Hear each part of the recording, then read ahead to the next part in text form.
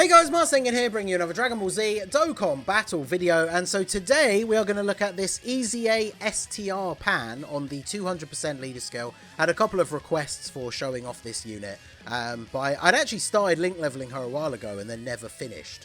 I think I might have started link leveling her before her EZA, and I wasn't finished by the time the EZA came out. So I did the showcase of her EZA and then haven't really used her again since then. So I had to finish getting her link level to full level 10. I haven't put any skill orbs on her. Maybe if she does perform well on this team, she could be a decent option. But of course, one of the big issues if you're running her on Pan's team is that she shares the same name as Pan. So you're going to have issues with, you know, how you're going to float your units because they're not going to link up together. So we'll have a look and see what she does. So she does the Kamehameha as a super attack. So obviously she is on that category. She does supreme damage to the enemy and raises attack and defense by 30% for 6 turns. So obviously multiple supers mean you get the extra level of buff. But this is one of those units where you have to be careful because obviously after the 6 turns, you're going to get a drop off before you can then start. You have to start stacking back up again. It doesn't just keep continually topping up by 1 turn every time so that it's always at 6. So we will see her stats fluctuate a little bit.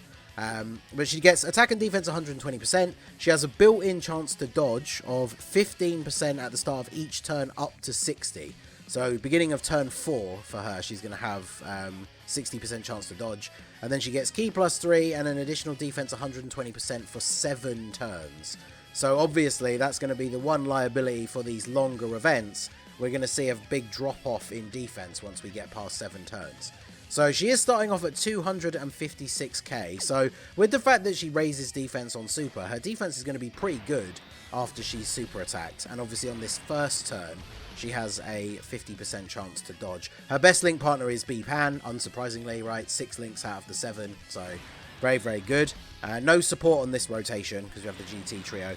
I probably should have just bought another support unit on the team. I forgot they were even on there, but we do have Trunks and Giru who are going to be floating around and can obviously provide because Pan is on all the same categories and everything as the Tech Pan. So if we get 7 orbs for Trunks and Giru, they're going to be giving 70% support to the STR Pan. So that turn, she's obviously going to look quite ridiculous. And we can potentially, at some point, get the active skill turn with B-Pan as well. So I'll probably try and save that for the turn where we have Trunks and Giru in slot 3, just to get the big damage for that turn. So I'm running this Tech Goku as well because he links up pretty well with the STR Pan, so we can float him off at some point once we have the... because I floated the LR GT trio off onto this rotation, so we'll use them here.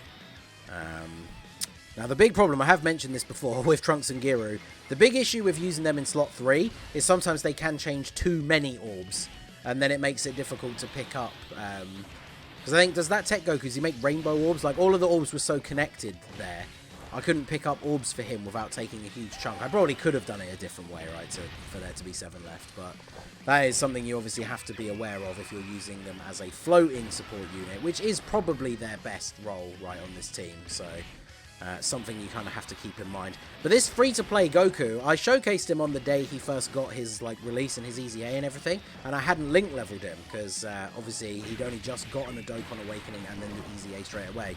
So he is now full level 10 links for me. So we will get to see that sort of performance as well. 5.5 million is pretty good considering we didn't get the extra 10% support from Trunks and Giru because we only got 6 orbs. So start of the second turn, she's at 333k defense and she has a 30% chance to dodge on this turn. So that is pretty good. Let's do this. So still no support. We got the Tech Pan in slot 3. So full Pan rotation. Right, so there's the dodge. Let's go. Hey, 2 for 2. That's what we like to see.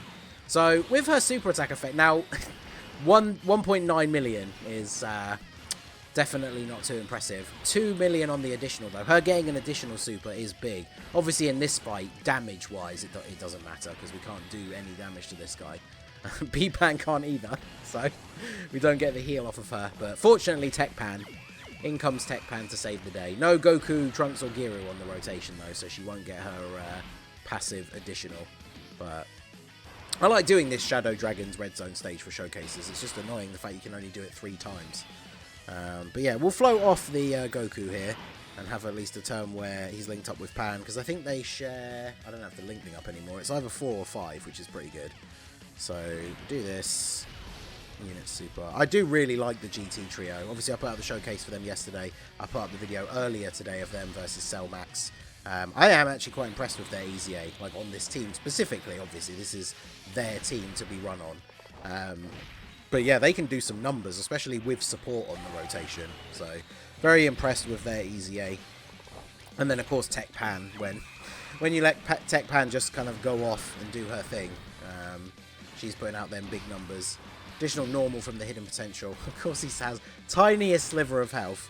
But she tanked his super in slot 1 for double digits anyway, so we're all good. Now we get to, well, we're at 45% chance to dodge for STR Pan. So one more turn for her to be at the full buff. I mean, coupled with the defense that she can get up to, the fact that she is going to have at her peak 60% chance to dodge is pretty good. We're going to have another annoying one of those situations with the orbs, aren't we? Although I can probably keep all of those. I can keep all of those imp ones, I believe. So let's have a look. What is she at start of turn here? So she's getting currently 60% support from Trunks and Giru. And she's going to get the extra 10% when we pick up the orb. Wow, yeah. So she's at 573k defense and has on this turn a 45% chance to dodge. So yeah, that's pretty good. And then of course when we pick up these 7 orbs now, she's going to get another 10% from support. So she's going to go up over 600k.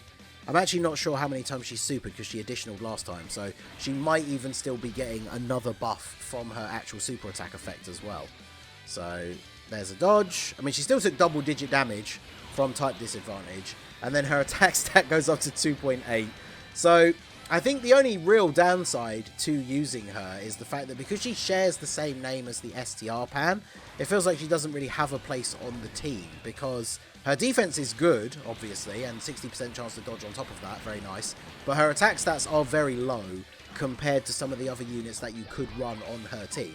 And obviously by running her on main rotation for this showcase, we are sacrificing running the other Tech Pan on rotation, who of course is going to be much better than her in terms of damage. Now defensively, their defense actual raw number is not that different, and then this one has a like 60% chance to dodge when she's fully built up.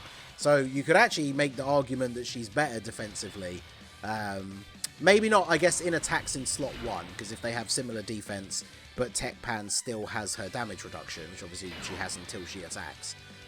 She is obviously going to be very good at taking hits in that first slot. But once she's attacked and lost her damage reduction, at that point, the STR one becomes better than her defensively, which, I mean, to be fair, that's kind of her whole thing, right? Like, a lot of units are better than her defensively once she's actually attacked. But obviously the trade-off for using STR Pan instead of her is we're doing nowhere near the damage. I mean, with 70% support and all that build up from her passive, and the highest attack stat we've seen from her is just over 2 million. So she's a good defensive choice.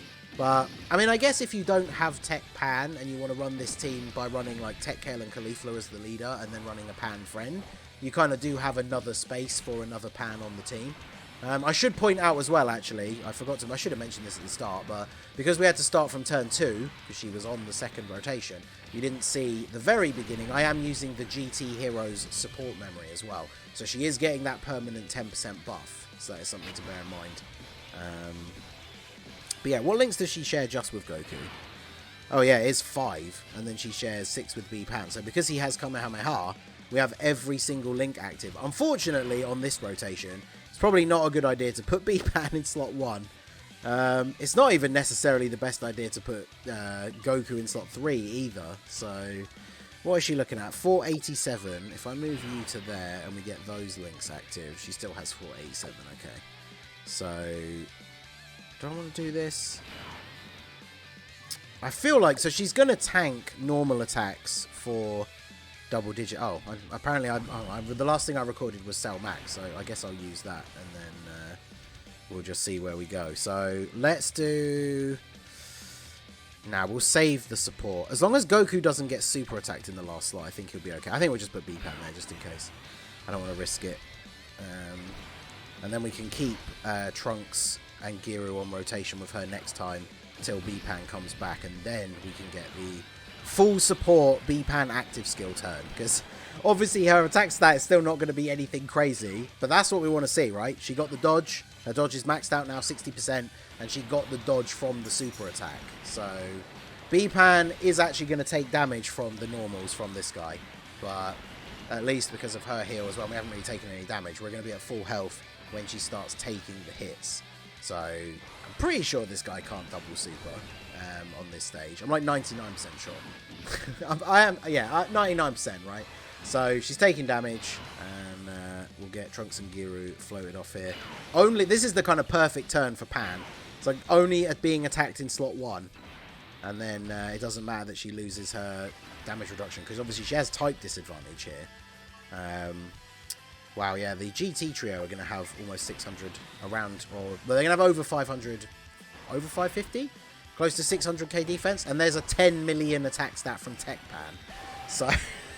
So yeah, offensively, it's no contest, right, between Tech Pan and STR Pan. But as I've already said, I think once that attack in the first slot has gone off, obviously STR Pan is much better defensively. I suppose the only place that isn't going to be the case is Broly, because not only is dodge disabled, but the final phase is AGL. So then we're talking about STR Pan having type disadvantage, where Tech Pan has type advantage and does ridiculous amounts of damage to him. So it's not a fair contact. I mean, units who base a lot of their defense around dodge, obviously it's not a good idea to bring them into the red zone Broly stage. So we're not gonna, are we gonna finish him off here? Trunks and Giru don't do crazy damage, no. Alright, they don't only take double digits from the normals though, which is good. So you've sealed Pan, outrageous. Now that can be the issue. You see her defense has dropped significantly now, so this is where the stacks have now run out.